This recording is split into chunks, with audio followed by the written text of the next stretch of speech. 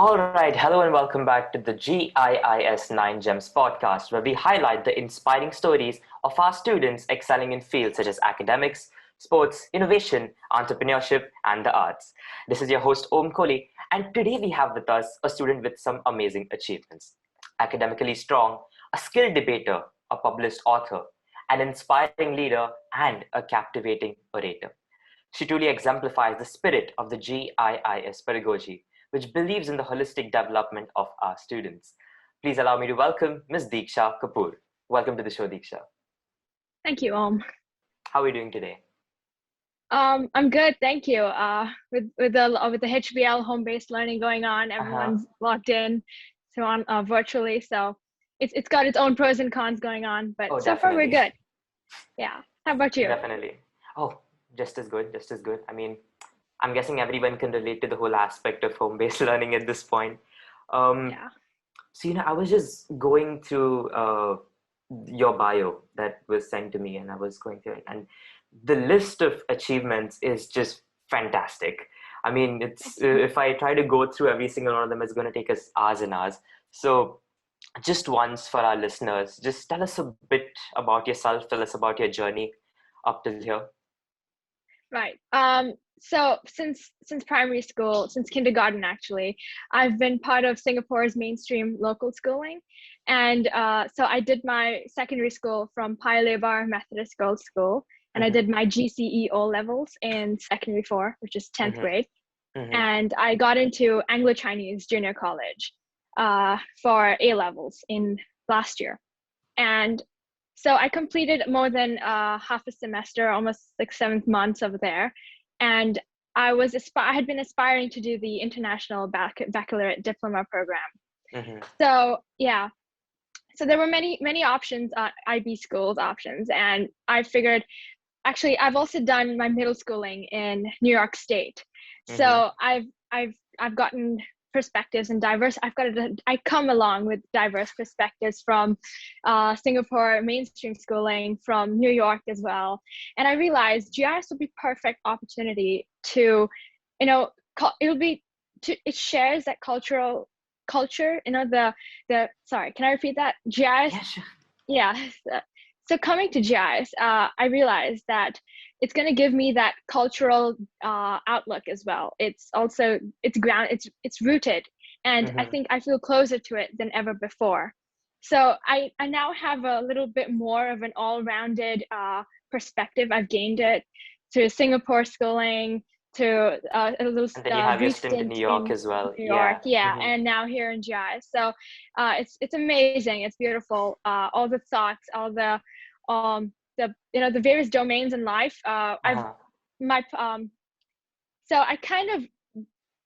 My whole public speaking journey kind of started in New York when I took part in a TEDx event that was organized by our school, and I realized, hey, I can talk. I can actually do good, because it was fun. I had a lot of fun. The electrical feeling, that's the feeling when you go up on stage and you talk in front of like a whole audience. It's electrifying, and I realized I loved it. And so when we came back to Singapore, my parents encouraged me to try out for my school's main debate team. So when I did, they said there is scope for improvement and they would love to have me on the team. And from there, I took part in a myriad of competitions. For example, the Singapore Secondary Schools Finals, which is organized by Julia Gabriels. It's called the Singapore Secondary Schools Debating Championships. And then there was the Lasallian Debate League. And once I got into ACJC, I took part in more oratory competitions as well. And there was the Singapore Online Asian Championships, where we also competed against students and debaters from other countries, for example, China and UK. So so that's how I started my public speaking journey. And so when I came to GIIS, I came to know there is a debate club here as well. And there was an opening for the executive team and for the president. So I had some experience as debate treasurer in ACJC, in Anglo-Chinese Junior College. And I thought, hey, let's try out for president here. So I gave the interview, and I I thought and I believed that I had capabilities, from all the coaching that I have received since 6th, 7th grade in debating and public speaking. I can bring to the table certain skills and pass them on to our peers and juniors. Mm-hmm. And I aspired to actually bring GIIS debate to the next level, to a higher level. And so we organized various training sessions for all the debate participants in the club. And we are now actually on Saturday, in fact, 29th May, we're going to be hosting the Spectrum 2.0. Yeah, it's a competition that's open to all students from 6th to 11th grade. And we're really looking forward to it. We hope it's a major success. Wow, thank you. That's quite an underdog story, you just Right. joined and then you directly the president of the debate club. So we'll talk about your debating achievements soon. I want to talk about you switching schools a lot. You've obviously been around the world. You were in the public school system first, and then you had a stint in New York, and then you joined GIIS. So, take it from me. Changing schools is never a pleasant experience. You're leaving behind your friends, your teachers, and that environment that you've just gotten very used to. And then, suddenly it's like everything's new, you don't know anyone. So you've done that several times. Like the concept of being the new kid is not that new to you. So tell us how you adjusted to the new environment, and how did your reputation as a really academic student help you? Right. You're right. Change is scary. And every time I had to, I was changing school or something, or proceeding on to the next level, for example, graduating even, there's always that little fear that because of that uncertain future, like what's in store for you, what's going to happen. Are people in the new school going to like you? You're leaving behind your friends. You've forged wonderful, beautiful memories in that school with your teachers and everything. You've got that certain reputation also built up. And now it's like, oh, I got to build up from scratch now. Yeah. Yeah. But I truly believe that going beyond your comfort zone, that's where growth lies. And for me, I think over the past years, I have learned to embrace change.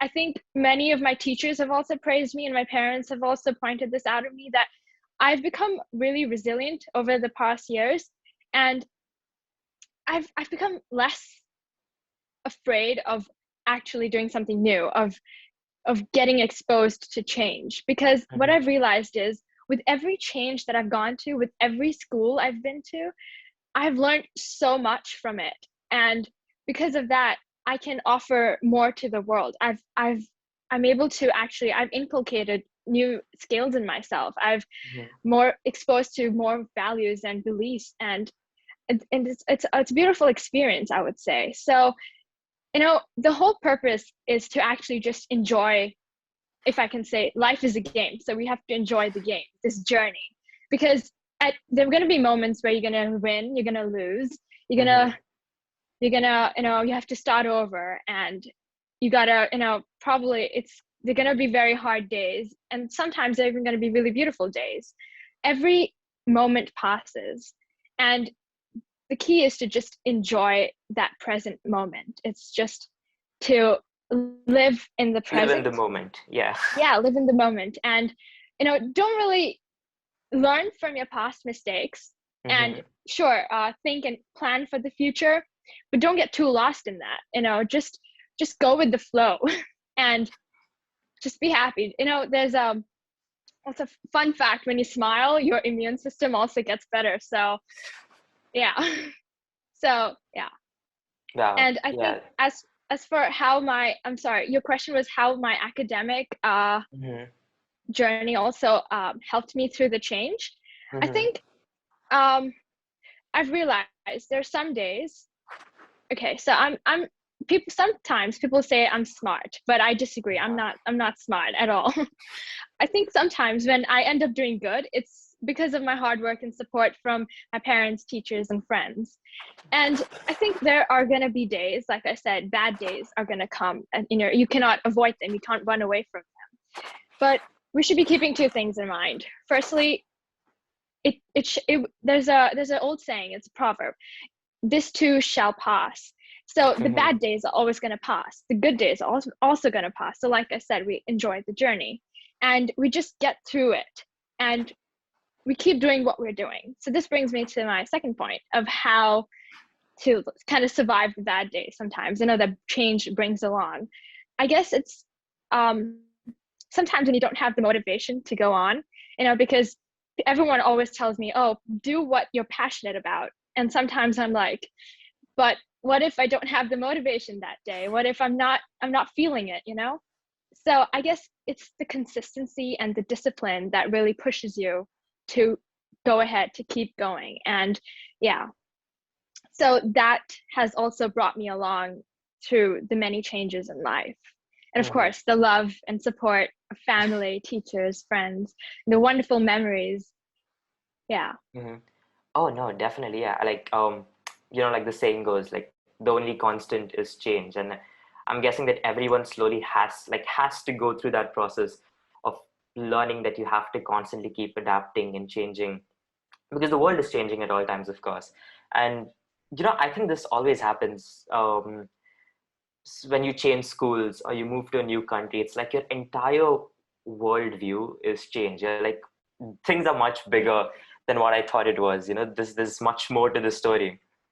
So tell me more about what happened when you came back to Singapore. Why did you pick GIIS? What was it that attracted you to the school itself?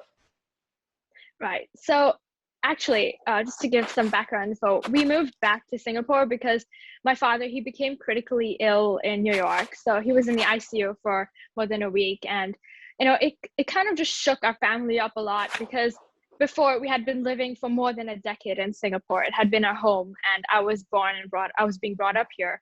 And so when we were in New York and when my father fell ill, that's when we collectively took a decision that maybe it's a good time. Maybe we return back to Singapore. We got a beautiful experience living in New York. We made some great friends, beautiful memories and everything.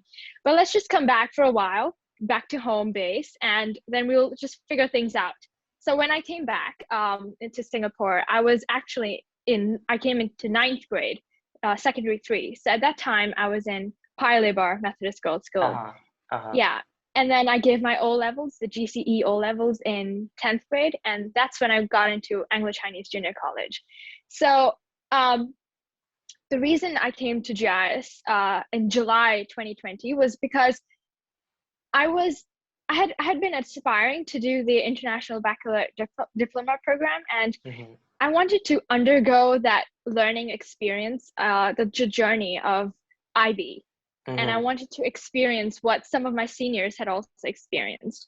The whole idea of writing an extended essay, the 4,000 words, with your internal assessments going on, with the theory of knowledge and exams, everything just coming together with CAS as well. So it's pretty demanding. It's a beautiful. I'm loving it so far. I've just stepped into year 2, IB year 2, and there are many ups and downs along the way, but I'm loving it. And I wanted to experience this, and I'm experiencing it now, and I'm very thankful for this opportunity.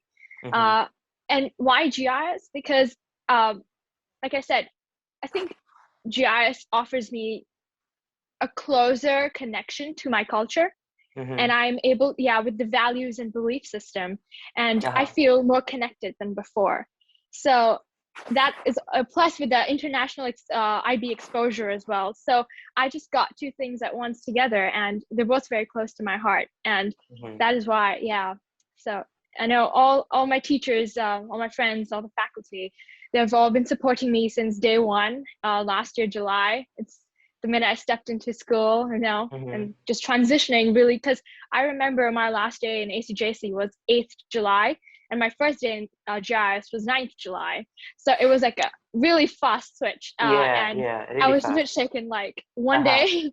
But everyone was very kind to me, and I'm integrating really well.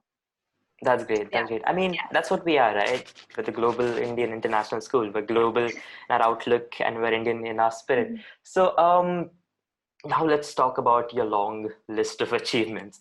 So you're quite a skilled orator, as we've been seeing so far. Thank In you. fact, if I'm not wrong, you also did a podcast with us before, haven't you? You have done a podcast for GIIS before, which Yes, is it was available to on interview the Spotify. parent ambassador, yeah, from Uh-huh. Google. Yes, I Wow. was hosting that one. Wow. So, as you mentioned before, you also delivered a speech at a TEDx event in New York. So, tell us more about that event. How do you prepare yourself for something like that, and who guided you through the entire process? Right. So it was part of our history project and combined with English. So a few students, there were a couple topics given to us, like 3 or 4, if I'm not wrong, and we had to Mm-hmm. choose one to prepare on. So we didn't have, yeah. So the one I chose on was about this major theme surrounding it was feminism in the past, in the 1980s. Mm-hmm. So so there was extensive research involved in that, reading up on ladies like Sojourner Truth and so many more. And it involved almost, because we were still kind of, it wasn't like a full-fledged TEDx event that you see on TV. It was a Mm-hmm. miniature one, with just the whole school present and the principals and everybody and the faculty and staff. So my history teacher guided me on this a bit, I remember. So I had to read up and I had to write my proposals and everything, write about all of the ladies and the females that I'm going to be focusing my talk on, and how I'm going to be relating that to my own personal experience. So Mm-hmm. I had to, yeah. So, and at the end, delivering and practicing the talk a few times before I was fully confident to go up on stage and, take the mic and just speak away.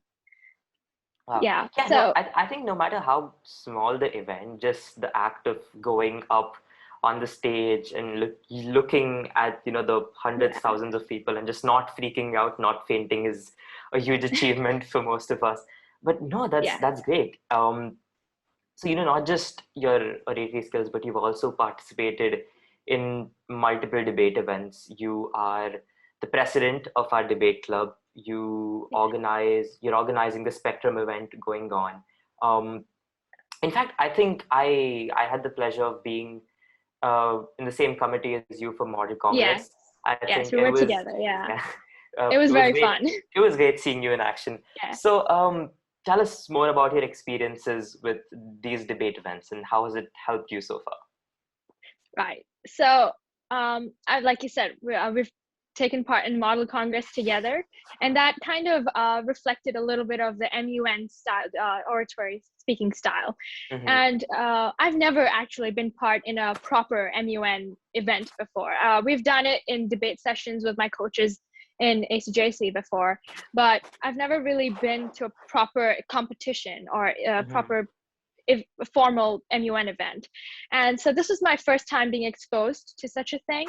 And I think my committee, my team was really helpful. I was kind of lost at the beginning, but you all helped me, guided me, and you told me, well, okay, this is how we make the document. This is how we're gonna be presenting it. This is not a debate. This is MUN.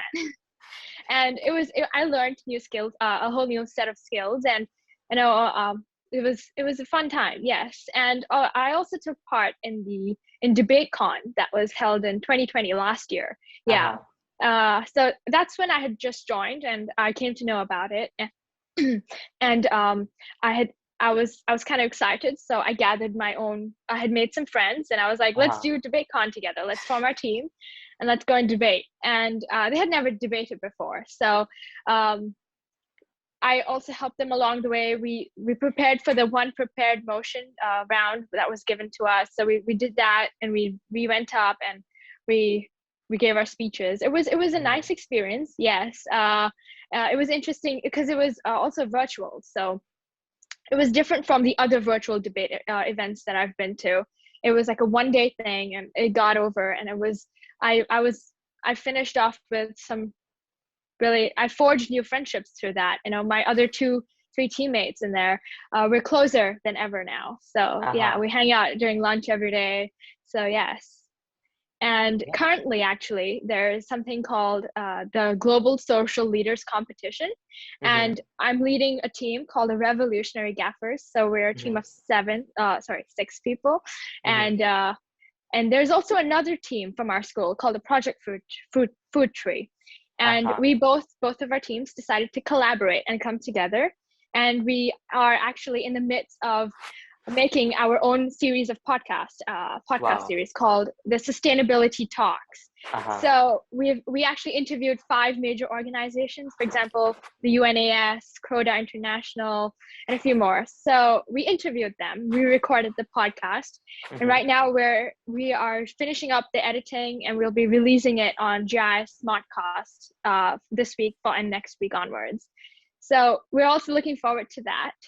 So it's a very fun, it was fun recording the podcast, interviewing all of the organizations and the pretty big organizations. We interviewed Microsoft as well.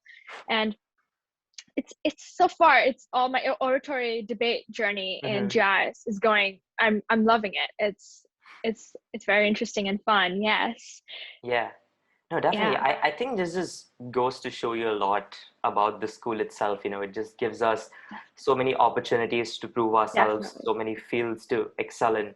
So Yes. you talked about global social leaders. So not just in this event, but you've shown your leadership skills on several occasions, such as the GIIS Hackathon, the World Economics Cup, and so leadership is one of the areas under the 9 gems that we train our students in. So tell me, in your opinion, who or rather what makes up a good leader? All right. I look up, well, of course, they're my parents. They've been these great. I target them when I look at them, I target them, and I'm like, that's who I want to be when I grow up, because there's certain aspects in them that I truly love. But of course, besides my parents, looking at the world at large, I really, really admire Michelle Obama. Yeah, and I've actually, her book Becoming, that she had a released presentation, right?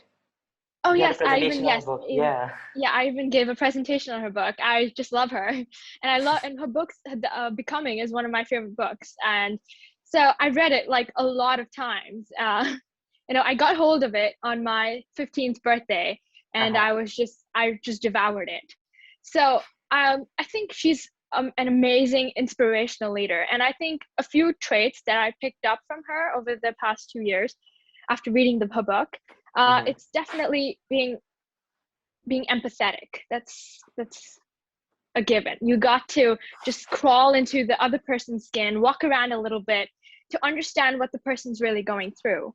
It's very easy to say, put yourself in the other person's shoe just to understand what they're feeling. But I think it's hard to apply it in real life. Actually do that. Yeah. So we got to just have a little bit practice. We got to really train our mind to understand and take in and mold our mindset to fit other people's situations, to truly understand what's really going on. Why are they probably behaving in a certain manner, or how can you help them better? That's one. Another would be to be confident. Of course, you got to have your own voice, your own story, and you should be confident about it. You should be proud of who you are. And with confidence also comes your ability to speak up, to have your own voice. And that's imperative to have in today's world. And another quality that I really loved about her was she's super courageous. That also comes under confidence. But I think courage is not.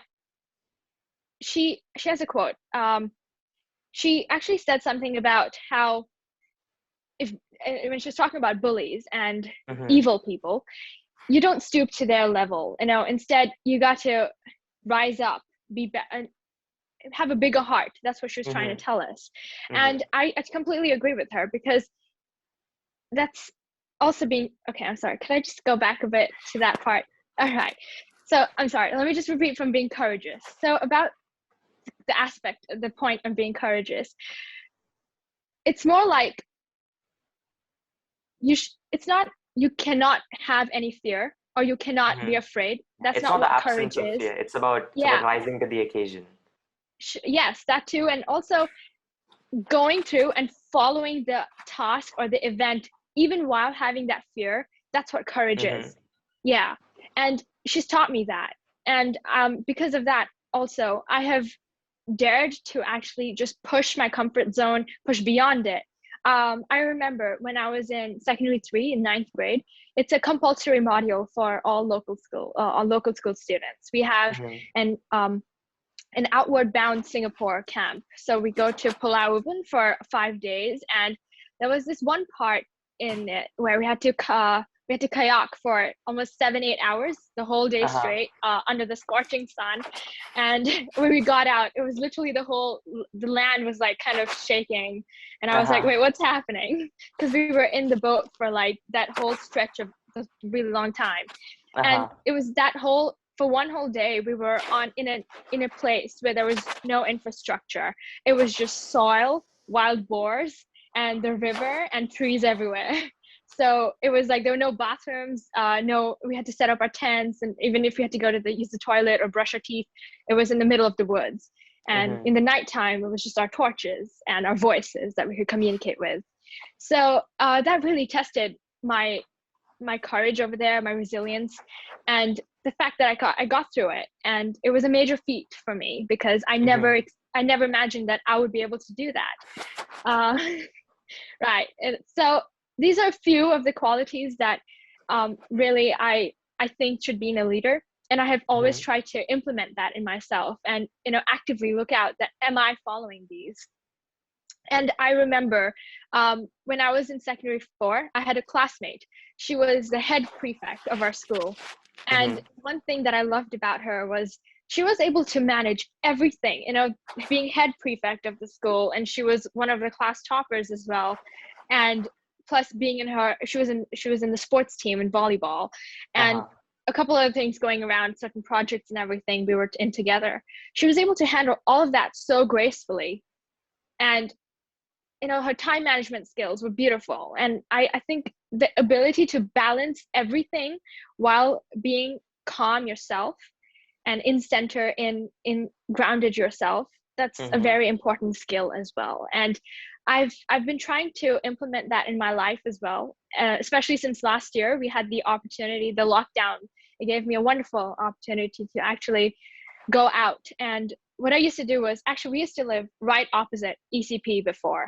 So I used to cycle every day, and I used to listen to music at the same time sometimes. And it gave me the chance to just connect with myself and to discover more interesting things about me. And I think, so doing that is also important, not just for any leader, but any person.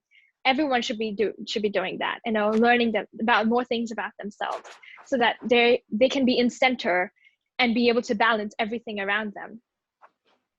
Yeah. No, I love what you said about Michelle Obama. I think she's definitely a very inspirational figure. I think the world would be a much better place if everyone tried to, emulate people like her. But I think that's great, what you said about the leader being comfortable with their own selves and knowing themselves, and at the same time managing everything and remaining calm. So you've obviously done this on several occasions. You've proven yourself.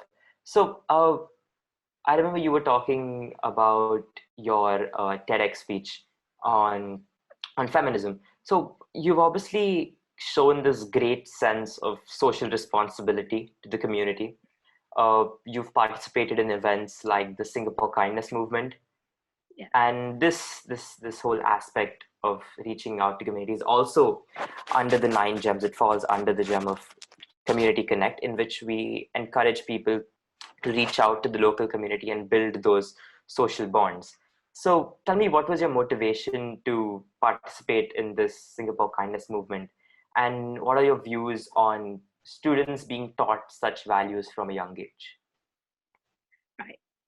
So about the Singapore Kindness Movement, there was a mail that was released to the entire school, and I was going through my mails one day, and I saw, oh hey, there's an opening for this, and students are called upon if they wanted to volunteer for it. So I signed up, and I gathered a whole team of students, and we led an initiative that was primarily focusing on passive bullying in our school and our community surrounding us.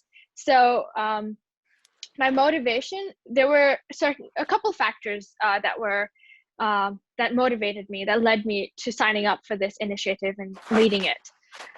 Firstly, I think kindness is, it's literally in style. Kindness is a given. It's the most basic form of respect that we can give to somebody else. It's not asking for too much. It's no cost of money.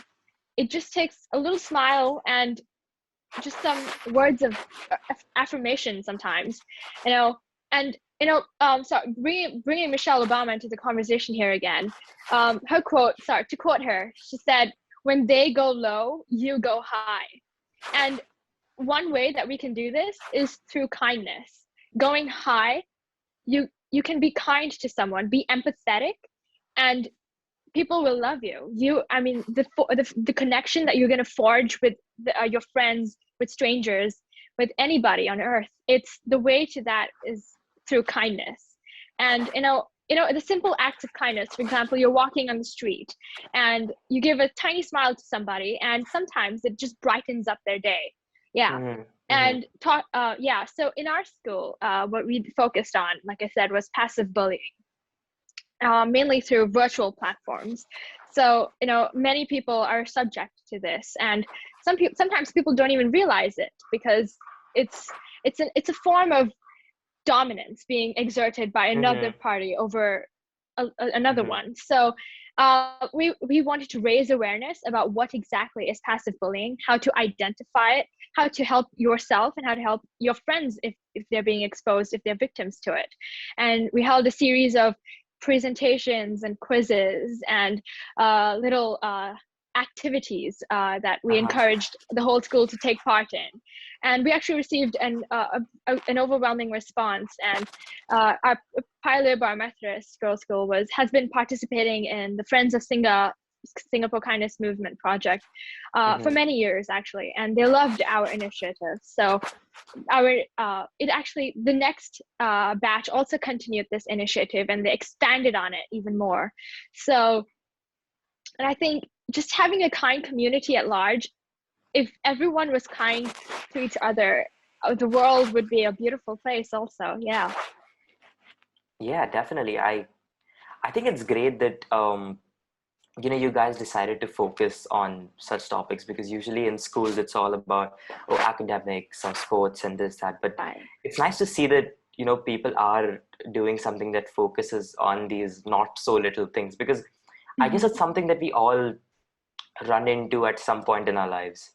And I love what you said about the whole just smiling on the way to your work or your school to someone. It can really make someone's day.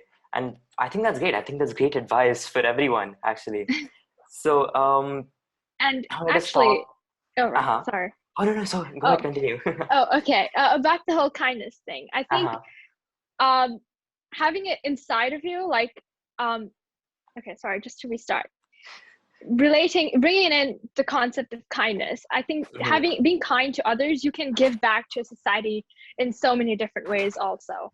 So I tried to do that before the entire Corona came in.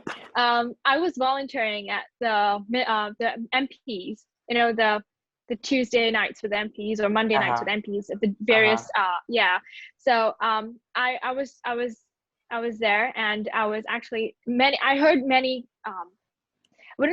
I would say a lot of members of public came in those nights on a weekly basis. And there were a few of us, many students, junior college students, some were upper secondary students also, and some were even in university. We were a bunch of volunteers, and we used to come there every week, and the citizens used to come to us, and we used to write down and summarize the problem, and help to orate it and narrate it in a better way to help them. And then we used to pass it on to the MP in charge, and he used to help and talk to them. So so it was like they used to we were the first point of contact with them, and that's just another act of kindness that I tried to display. And overall it was really eye-opener of what exactly people are actually going through in our society, in our community at large. And it was a great feeling of harmony and bonding with my fellow citizens in Singapore. So, I think kindness it's important, and it was a great it was a great deal, really important factor playing over there, along with being empathetic and of course confident.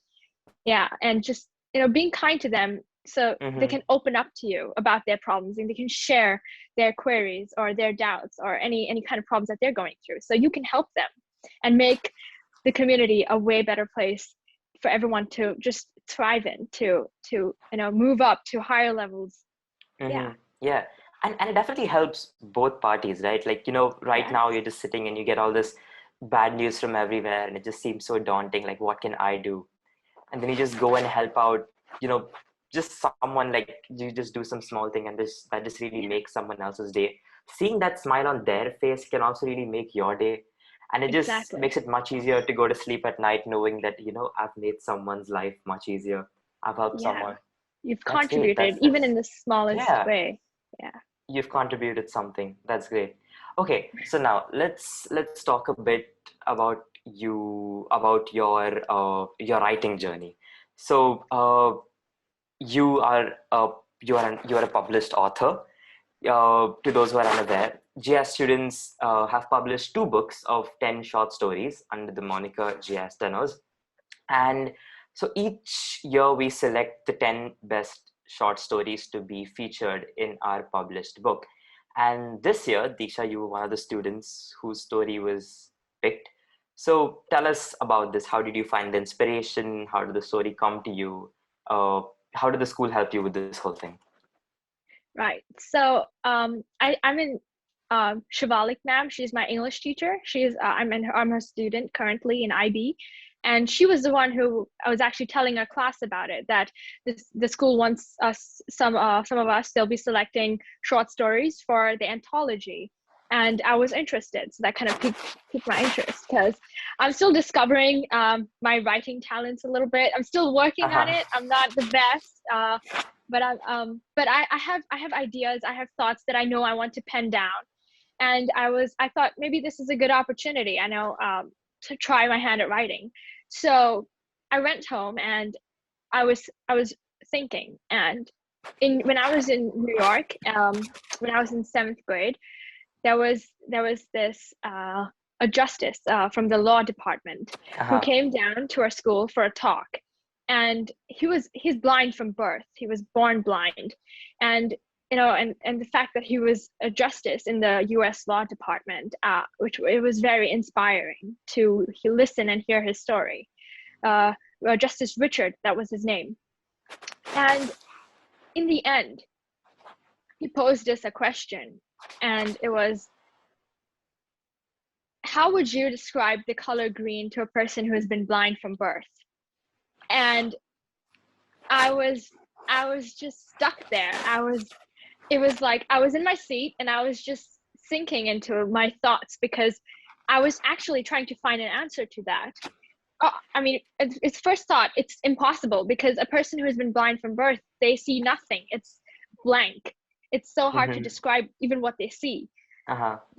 So how would you tell someone who's been blind from birth that, hey, this is green? You can't even point to a tree or painting behind. So I was always trying to come up with an answer. Every time I saw the color green, I used to ask my parents, hey, how would you describe this color to a person who's been blind from birth? And I asked my friends, and no one really ever had an answer. We were always just stuck. And I kind of wanted to, through my words, because our voice, our words that we use are so powerful. Even the slightest whisper is more powerful than anything on earth, even bullets, even, and I wanted to use my words to make him see, able to see the color green. And I was adamant about it, and I was just trying to figure out a way, how can I describe it properly? So I used to sit down sometimes and I used to really, really try to think. And the answer that I have right now, I don't think it's still good enough. Because if I ever met him right now, if he was right in front of me, I would try describing it as, I would tell him to close his eyes and focus at the center of his mind, right here at the forehead, between his eyebrows. And I would tell him to imagine touching the morning dewdrops on the plants, and I'll let them just roll down his fingers when he touches the plants, and just to walk bare feet in the wet morning grass after it's rained. Oops, sorry about that. To walk barefoot in the grass, and just to feel alive, because green feels like life. That's what green is. But I think I can do a better job, and I'm still on the path to amending and making my answer better. So it's the power of the words that really matter. That's what I was writing about. You can take any color. How do you describe the color blue or the color red? And at the end of the story, I posed the question to the readers: how would they describe the color green to a person who's been blind from birth? Because I'm finding it hard to find an answer, but I'm still working on it. I'm still trying to do a better job at it, and refining my answer every time I get the opportunity, or every new thoughts that come to my mind. Yeah. So yeah. I definitely hope you find that answer one day. No, but that can be really hard though. Like the whole point of helping someone understand something that they've never felt or experienced before. But then again, only words can do that, right? At the end of the day, because only words can do that. Only language can do that. And I think it's great that you're, using this platform that you have been given to hone your skills.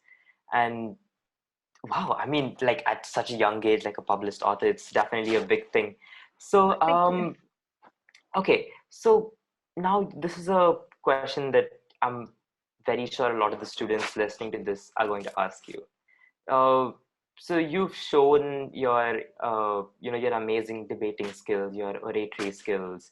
You're a published author. You are working to, give back to society, give back to the community. At the same time, you have balanced your academics as well.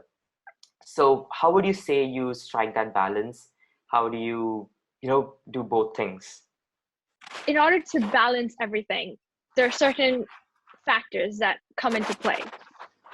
A few of, for example, one is, of course, leaning onto your loved ones, onto your support figures, your pillars of support in your life, whether it's your parents, guardians, trusted adults, your teachers, and your really close friends.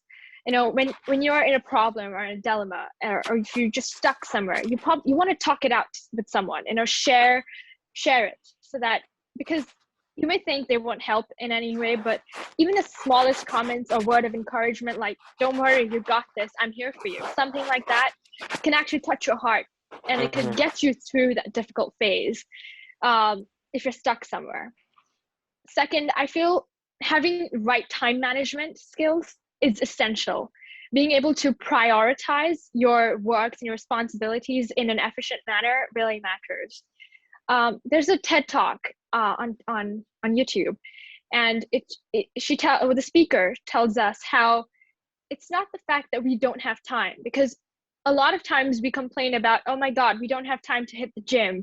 We don't have time to really, give ourselves some self-care, go for cycling, or to just, indulge in, like, have a day of wearing face masks, do your hair nicely, sit down, relax a bit. We don't have time for all that. That's what we always complain about. But that's not true. Yeah, everyone has the same 24 hours. Yeah, and we have the 24 hours. It's a lot. Even if you spend 8 hours sleeping, you still have quite a bit left in your hand. And those remaining hours, it matters how you prioritize, the number one, number two, number three. What is most important to you? And that, you need to get that clear in your head. So if you think your fitness and your health is number one, that should be number one in your list. If you think your current work, for example, if you think, oh, I got this math assignment, I got to finish it by tomorrow, but I also want to go for a 20-minute run.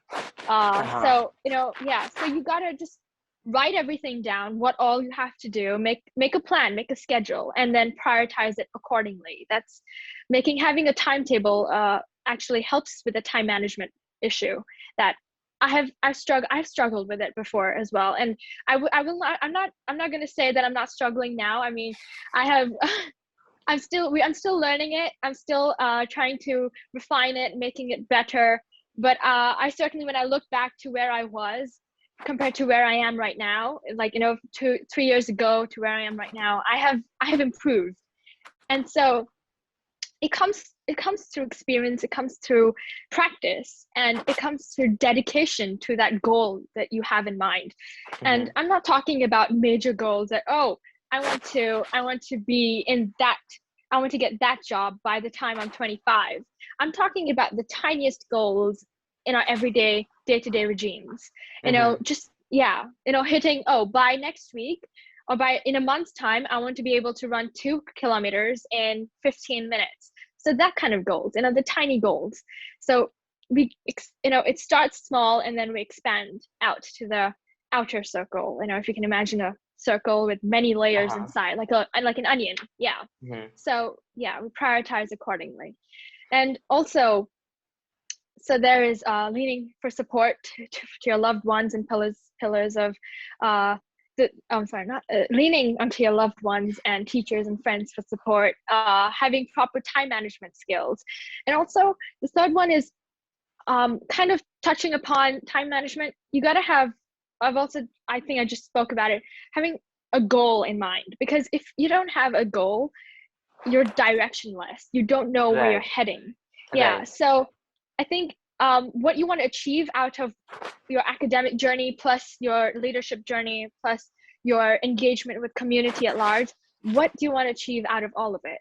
How do you want to end up being? What kind of person you want to be at the end of it? And what kind of difference, if you're looking at community perspective, how do you want to make the community a better place?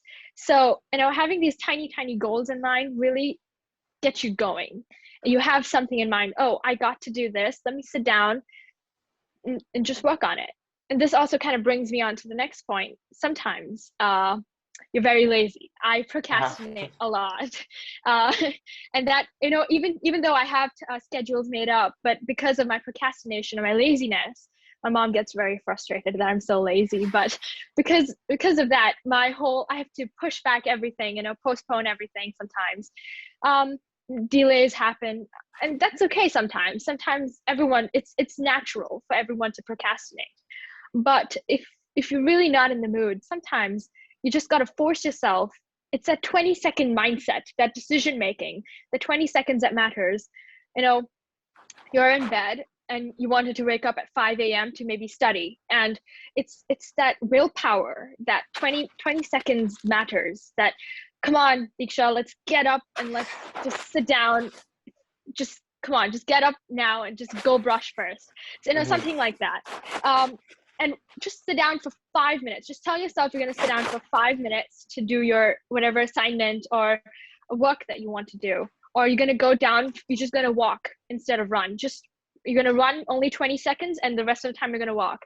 But when you start doing that work, you think that you're going to do it for 5 minutes, or you're going to run for just 20 seconds, you end up doing it for much longer. And it's a very productive session. So it kind of kills the procrastination in a way.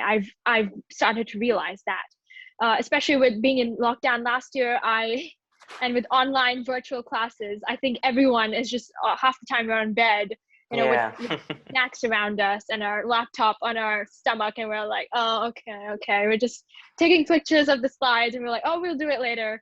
But having that the little mindset of just sitting down 5 minutes, because you won't realize it, because once you get engaged in the work, it'll go on for much longer. And so that's also another way I try to get my work done sometimes, when I don't have the mood I'm not in the mood to do it. So bringing in these couple aspects and putting it together, I'm still on the path of getting a more balanced approach to my academics, to my fitness and health, and to my leadership qualities, my extracurriculars, and even giving back to community. And if I could add one last thing, I think this year I'm realizing something different about me. I'm discovering this.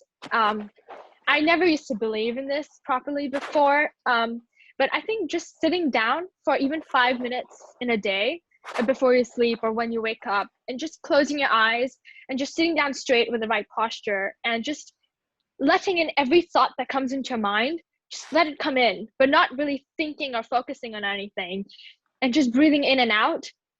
I think it really calms you down, and it helps you just center and be one with yourself. And now people call this meditation.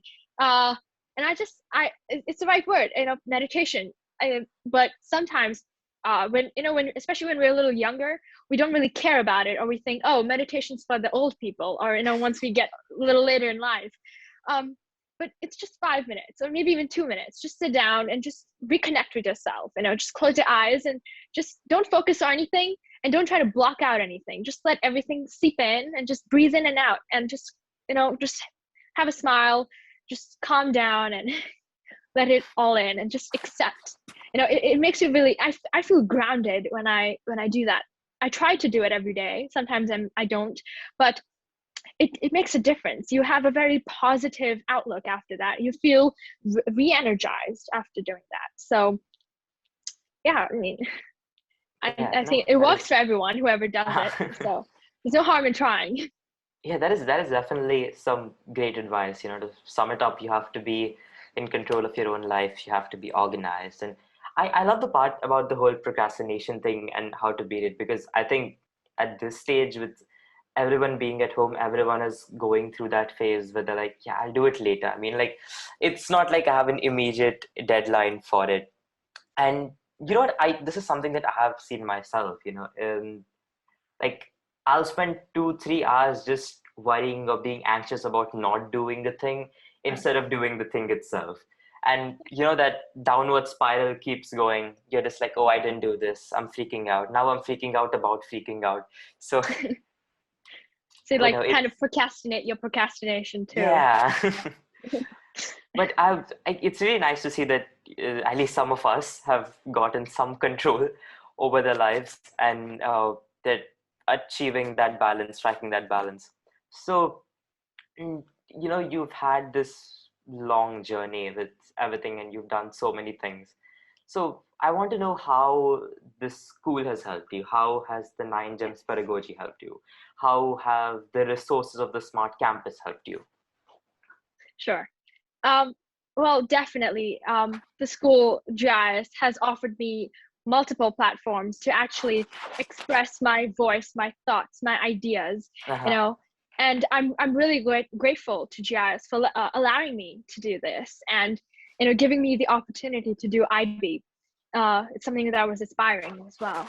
Yes, and I think looking at my teachers as well, they are this great source of inspiration for me. Take our IB coordinator, for example, Deepa ma'am. She has, and like all our other IB teachers, they have so much going on in their lives. And at the same time, when they step into class, they always have this huge bag of enthusiasm for us, with the good morning students, and getting into the lesson with us, and explaining each and every question, every doubt, clearing and getting our concepts right, and just checking in on us from time to time. It makes me feel really inspired that they're doing so much. We can do this much as well, and we are youths. We have so much energy in us. We should be able to do it, and it motivates me to work even harder. To it's like giving back to the school, for what they're doing for all of us, and they're supporting us in every way possible. There's for example, there is this Crimson Education, which GIIS is partnered with, so that our counseling, college counseling, a university application, and all of that, they have webinars for us, and they're helping us even in the tiniest ways, tiniest details possible. And if we ever have to talk to somebody, we have our school counselor, Sabahat ma'am, is there to talk to us. Our ECG counselor, our education career guidance counselor, Seema ma'am, and there are various aspects that are there, that are present in GIIS, many domains that are present here to actually support us, help us in every way, whether it's academics or actually just work, sports wise too. Like we can go out in the field, play soccer sometimes. Some of us play tennis during our free lessons or breaks. And then just emotional support as well is so, and holistic approach when we're talking about that.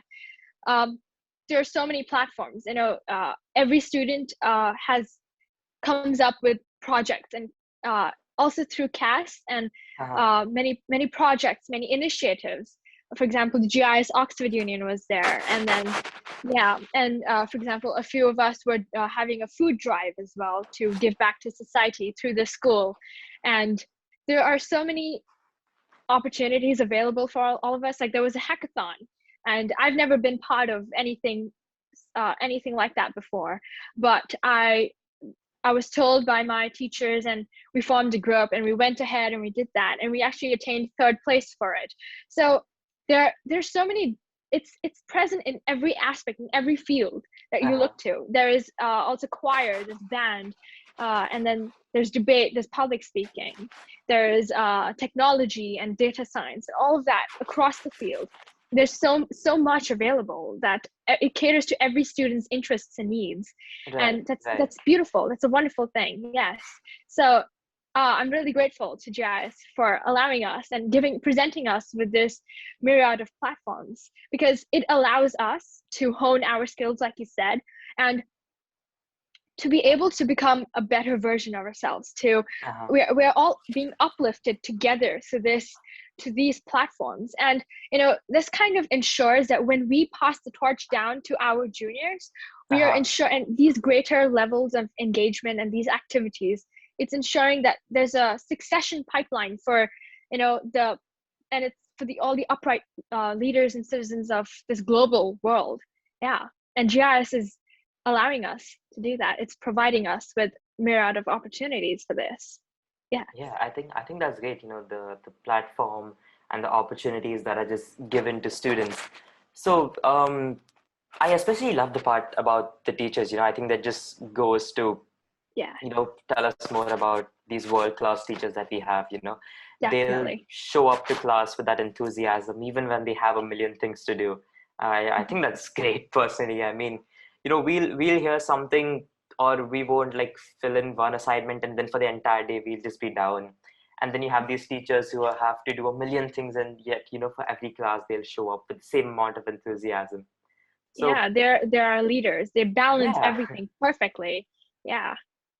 So I think it's great that the part about what you said about you're definitely grateful for GIIS. I'm sure GIIS is also definitely grateful for you. You've made the school proud on several occasions. In this long and illustrious journey of yours. But I want to know, it's natural for anyone and everyone, to feel like I'm going to give up. I'm not going to do this. I'm done with this. I'm packing my bags and I'm leaving. But so those times when you felt like giving up, what was it that kept you going? What was your inspiration, or what was the thing that driving you to just keep moving forward? Definitely. I feel like that a lot. Everyone feels like that. It's very natural. You encounter something difficult, an obstacle, and you're like, uh-oh, there's another obstacle in the way. I'm tired. Just look at what I've done. I've overcome so many hurdles. You want me to do one more? So, and you get tired. I agree. It happens a lot to me as well.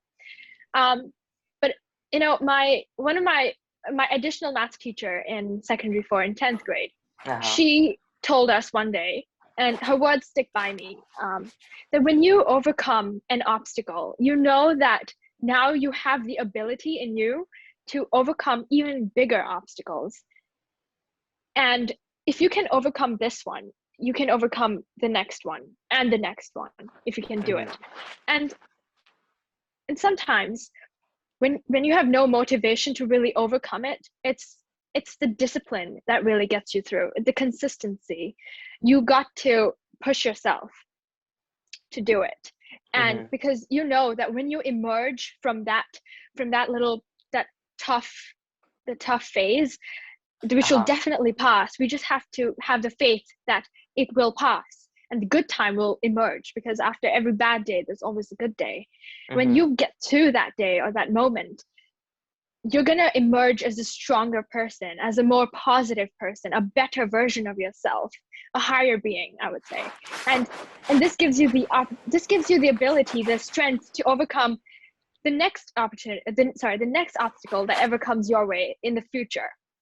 And a few things that really got me through it, of course, besides discipline and consistency, was I love to read. So sometimes you need break days, and I like good books. Like recently I was reading Tuesdays with Maury by Mitch Albom.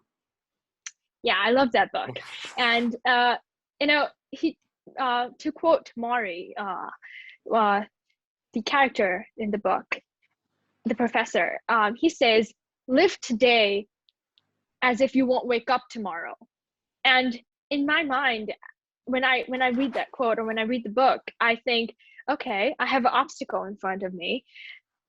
If I overcome this, the sense of achievement, the sense of happiness that I'm going to feel, it's, even though it's going to last for a short while and there are going to be obstacles in the future, but at least I know that I have given my best for today. If I go to sleep and I don't wake up, I know that I've done something, even if it's the tiniest accomplishment, but you have done something in your life.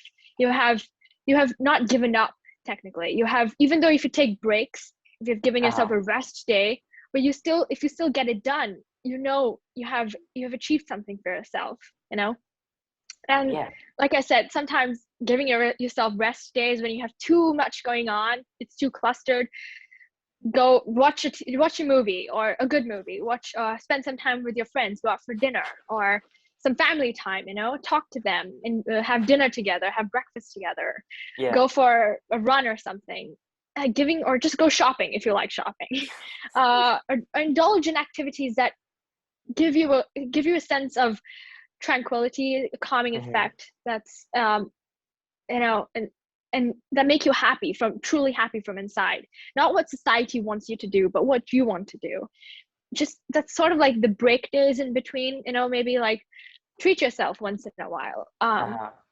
Yeah, so I think that just boosts you and gives you the energy to move ahead, to overcome any hurdle, any tough situation that you encounter.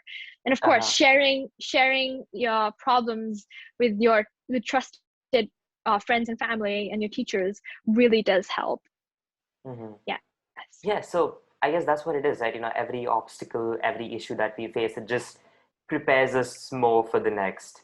And it's like life is never going to stop giving us these obstacles. And so, yeah, I think that's great that, you know, you have to learn how to, you know, roll with the punches as they come. Like this great quote that I read, it's like, it gets easier, but it never gets easy. So you spoke about break days, you spoke about taking time for yourself. So tell me, how do you unwind? How do you relax? What do you do outside of, say, academics? Like, what are your other hobbies? Right. So I love to read. I try, you know, I every time it's my birthday or something and my friends ask me, what do you want? I'm always like, get me Kinokuniya vouchers, or get me a book that you like. I want to know what you like to read. So get me books. Or if I have the opportunity, I will always try to go to the library and borrow some books, and any type of books that really I like to read. So a few of my favorites, like I said, Becoming by Michelle Obama. There's Fahrenheit 451 by Ray Bradbury, Animal Farm by George Orwell, Tuesdays with Maury by Mitch Albom. It could be short stories too, and I like, there's recently Barack Obama also released a book, A Promised Land, last year in November. So I'm still reading that. I think it's going kind of slow with everything going on, but that's okay. And reading really helps, because it's like I'm living someone else's life. So I'm living a double life. It's mine and the characters, are protagonists in the book. And even if it's fiction, nonfiction, self-help, any kind of book, and if I'm enjoying it, I will really, I tend to relate to it, or how I try to understand how I can relate their journey into my life, and how I can really implement their learnings. So that's one way. I love to cycle, And okay, so a fun fact about me, I really love the ocean and the water body and beaches in general. Uh-huh. So every opportunity I get, I try to go to the beach or something, or I cycle, or I used to cycle every day at ECP, so along the path. Yeah. So I love doing that as well. Sometimes while listening to music, or sometimes, I call up my friends and we're like having a group call while I'm running or cycling. Yeah. And that's a really fun time, especially during Corona. It's like I said, it gave me this amazing opportunity to discover new things about myself as I'm reflecting on everyday what on my interactions and my experiences. And I think this year I'm slowly also starting to learn how to, cook a little bit. I'm really bad at it, but I recently purchased a cookbook by Padma Lakshmi. And Uh-huh. yeah, and my grandfather is an amazing cook, and I guess it got passed on to my mom. And so I'm kind of I text him sometimes and I'm like, can you pass me some of your recipes? I searched some up online. I recently baked some blueberry muffins. So cooking and baking, I'm trying to get a little bit of hang of it, because it's an important life skill after all, for Right. For every everyone, person. yeah. Yeah. And I think being able to feed myself, like whenever I want, like at 3 a.m. in the morning, without waking my mom or my dad up.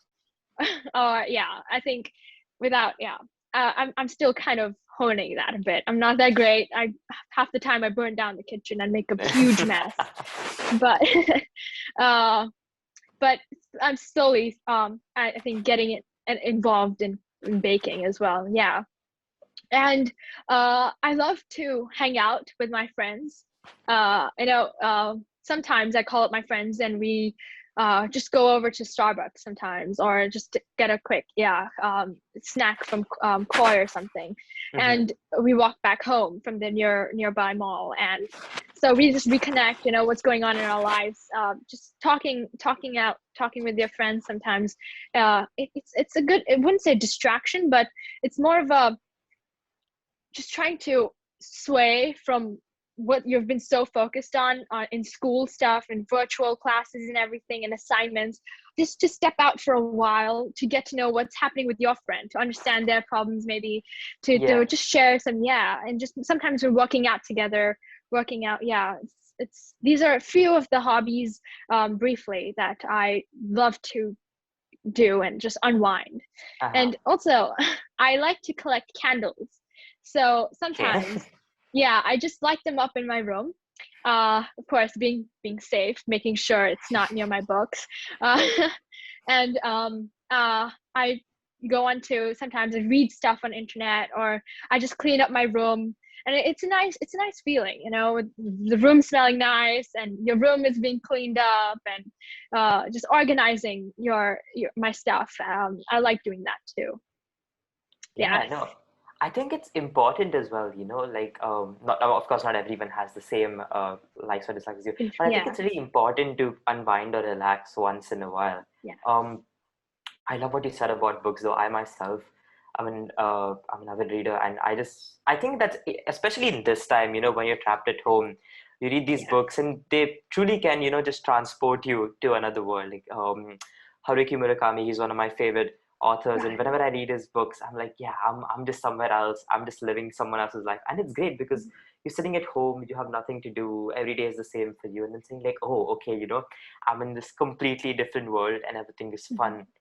And at the same time, it also, it's about a lot about how these words or these languages can truly help you. Like when Orwell writes, he truly takes us to Oceania in 1984. And of course, I'm Yes. sure you can relate, but I think it's great that, and I think reading is a hobby that everyone definitely should inculcate. uh, I was lucky because my Definitely. parents taught it to me from a very young age, Yeah. and I think it's great that people have this, like, you have figured out how to, discover more things about yourself. It's good that you have your own hobbies. It helps you, stay centered. And it's just another reason to wake up, right? It's like, oh, okay, I'm going to wake up. Okay, there's a Definitely. new book to read. There's a new candle to collect. And yeah, I think that's great.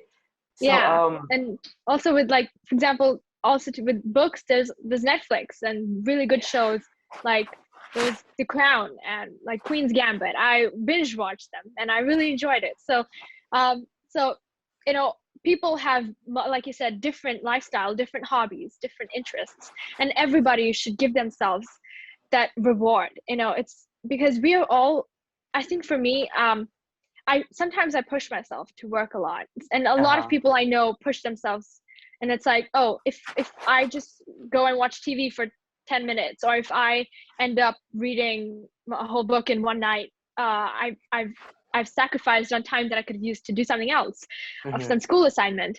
But that's not, I don't think that's the way to go. I think we should really give ourselves a moment to just rest, to you know, get ourselves back into the game.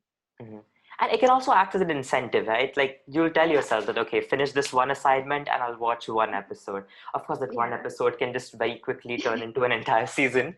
But yeah, I think this is something that, I mean, you're in IB and I'm going to enter IB very soon. And I think this is something that all of us should maintain, that, you know, life's never going to get easier. The obstacles are going to keep coming. It's environments are only going to become more and more stressful. And so you really yeah, need to take time out for yourself. So definitely. uh, tell us more about what are you doing, like tell us more about what you're going to do after this. So once you pass out of IB, you've done these great things so far. What are your plans for the future? What are your plans for the future going ahead? Where do we see you in the next 5, 10 years? Right. At the I've ever a lot of people have posed me this question actually, and at the moment, I okay. So my current subject combination in IB and what I had taken in ACJC as well was leaning towards the English and humanities. So my Mm-hmm. higher level subjects are English language, economics, and psychology. And my standard level subjects are math, mother tongue, which is Hindi, and biology. So if we're focusing on my HL subjects, my higher level subjects, it's very English and humanities based. Yeah. And I think I I want to do something in this stream when, as I graduate from IB, as I enter university and even post grad and everything, moving ahead. But there's so many options. It's like I could get into journalism. There's law. There's corporate. There is psychology. Just as a whole STEM itself, whole aspect itself. And then there is Uh-huh. yeah. There's a lot of options opened up, and I think I'm still in the midst of researching a bit more of understanding what exactly would be perfect for me and what would I actually thrive in, and how will I be able to give back in the best way possible. You know, what can I learn from the most? Because every course, like recently the podcast I had hosted with the parent ambassador, I realized if I do take up a course and if I ever do intend to change it in the future, that's okay. Uh-huh. I wouldn't be starting from scratch. I Yeah. will have that knowledge that I've already attained, and I'll be building up on that. So I haven't made a final decision yet. I haven't put anything in concrete. I think at the moment, I want to go through, finish IB, you know, enjoy this part, live in the moment, and at the same time, I'm aware of the fact that, oh, okay, this is the general broad category of English humanities courses that I would like to get into, and I'm Uh-huh. working towards that. But I think as I come near towards probably the end of the year, there are a couple courses that I will end up just applying in because they are the ones in these streams. I mean, yeah. I mean, there's so many. There's Yeah. economics, there's law, there's psychology, journalism, news broadcasting, corporate, and there's so much out there. So I think I'm still in the midst of getting my thoughts together for that, planning and penning down my plans for the future. You know, yeah, and I think a great we need to be, when we do that, we need to be talking and having deep discussions with our parents, with our Uh-huh. friends, and especially our teachers who are teaching us these subjects. You know, take their advice and their viewpoints and their guidance. And yeah. and plan accordingly. So I'm still in the midst Yeah. of doing that. Yes. No, but I think, I think it's great that you have at least some sort of clarity on what you want to do. And I'm sure a person like you is definitely destined for great things ahead. Thank you. And I would say the school definitely has helped us a lot in this. You have these webinars with colleges and people from different Yeah. careers. In fact, one of the first podcasts that I did for the school, it was actually talking to our own alumni. Where they are, what they're doing, and Right. I think it just shows you, how helpful GIS is, because it makes sure that like what you're doing right now, they make sure that they're teaching you the right things, but they also prepare you for the future going ahead. Um, Definitely. and that's what we do these podcasts for, right? It's so that the juniors, people like us, can learn or get inspired by people like you, people like our alumni. And so the final question, this is sort of a routine for almost all of our podcasts now. uh, any advice for all the students listening? Right. Um, I think if there's one advice I would like to give, or that I have always tried to live by myself, is to really enjoy the journey. It's going to be hard sometimes to really think, why should I enjoy it? I mean, this particular instance, this situation, I don't like it. It's sticky. It's not nice. Why would I want to ever remember such a situation like this? Why would I want to Uh-huh. enjoy this moment? But really, when I look back, and if I could give this advice to my younger self from 5 years ago, or I would really tell her, the younger Deeksha, that you really should actually absorb everything, every good moment, every bad moment, everything. Because when you're gonna look back at your childhood, and when you were much younger, even primary school or lower secondary, you're gonna see that even the tiniest problems that you actually encountered then were nothing. There were you used to stress out about nothing. If Yeah. if you would have enjoyed that part, um you would have actually, I mean, at the end of the day, everything gets better. It too shall pass. That's a saying. Everything passes. You move ahead. It keeps going on. So that moment will pass. It's your reaction to it, your thoughts while you're going through that moment, that really shape you, that make you into the person you are. And I think if you have a positive outlook to it, if you're able to enjoy that, even those bad moments, that really makes you a very strong person, a very resilient one, and a very outgoing. You've got this really optimistic persona that's just surrounding you. And I think that kind of just spreads and radiates out to others as well. So you're Oh, kind of like definitely. yeah, and you're kind of like the light and in the darkness. Hmm. So yeah, even in the bad situation, you enjoying it, you because there's always that learning outcome from it. You always Yeah, learn something from it. So definitely, having definitely. that kind of mindset, that what am I gonna learn from this? Oh, this is a sticky situation. That means I'm gonna learn something from it. So having that kind of perspective, that outlook towards life, it's everyone should be having that. And I know it's easier said than done, but you have to actively think and actively remind yourself, oh, hey, this is a difficult situation that I am in. Instead of cribbing about it, instead of whining. I mean, sometimes that's all right. I do that too, but you should really enjoy it. When you're giving the exam, also have that enthusiasm about it, the excitement to give the exam, to know what's the end outcome going to be like, to just be happy about it and just enjoy the journey. Because when you're going to be like 80 years old or something, and you're going to look back in your life, I mean, if you're still alive by then, we're Hmm. going to, if we have enjoyed our journey to the fullest, we're going to be happy if we have achieved Yeah. happiness in our life. And being happy is it's imperative, to just thrive, to flourish, to bloom. Yes. Yeah, definitely. It's all about living, life without no regrets. It's all about learning, because, as the saying goes, never stop learning, because life never stops teaching. So Yeah. I love what you said. If you go back to something that you said in the first few minutes of this podcast, you have to learn from the past, and you have to plan for the future, but you have to live in the present. You have to live in Present. the moment right now. Yeah. Life has ups and downs. You have to learn from the downs and enjoy the ups. So yeah, that is definitely some very inspiring words. I'm sure our listeners have been inspired by your journey. Thank You you. truly are a role model for all of us, and you're just an example of how this award-winning GIIS 9 Gems pedagogy can facilitate the holistic development of our students. Um, Thank we you. hope that you continue to make us proud going ahead. Thank you so much for coming. It was great talking to you. Uh, Thank you. yeah, to all our listeners, thank you for listening to the GIIS 9 Gems podcast. Stay safe and have a great day ahead.